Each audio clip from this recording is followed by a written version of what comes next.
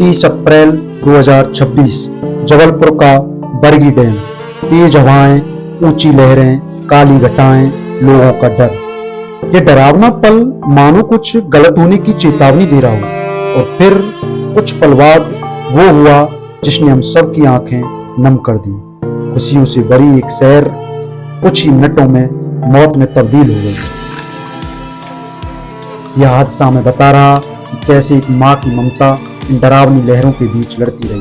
ये तस्वीर माँ की ममता की पराकाष्ठा की ही तस्वीर नहीं है, ये उस पल की तस्वीर है जहाँ ममता और सिस्टम आमने सामने खड़ी थी। इस तस्वीर में वो माँ है जिसने आखिरी सांस तक अपने बच्चे को अपने सीने से लगा कर रखा। ये माँ की तस्वीर फिलहाल देश दुनिया में लोगों की आंखें नम कर रही है, क्योंकि तस्वीर में माँ की आंखें बंद हैं, उसकी सांसें थम गई हैं। लेकिन अगर तस्वीर को देखोगे तो उसने अपनी पकड़ को कमजोर नहीं होने दिया। मानो माँ ने तय कर रखा हो कि जान जाए तो जाए पर बच्चा नहीं छोड़ा जाएगा। ये माँ अपने आप को बचा सकती थी, इसके पास लाइफ जैकेट थी, पर इस माँ ने खुद को नहीं बच्चे को बचाना चाहा। इस बचाने में माँ बच्चे दोनों की ही जान चली गई। मौत आई पर वो भी इस माँ को बच्चे से अलग नहीं कर सकी। सवाल ये उठता है कि सुरक्षा के बेहतर इंतजाम और देखरेख होती तो ये हादसा होता? जवाब में शायद नहीं।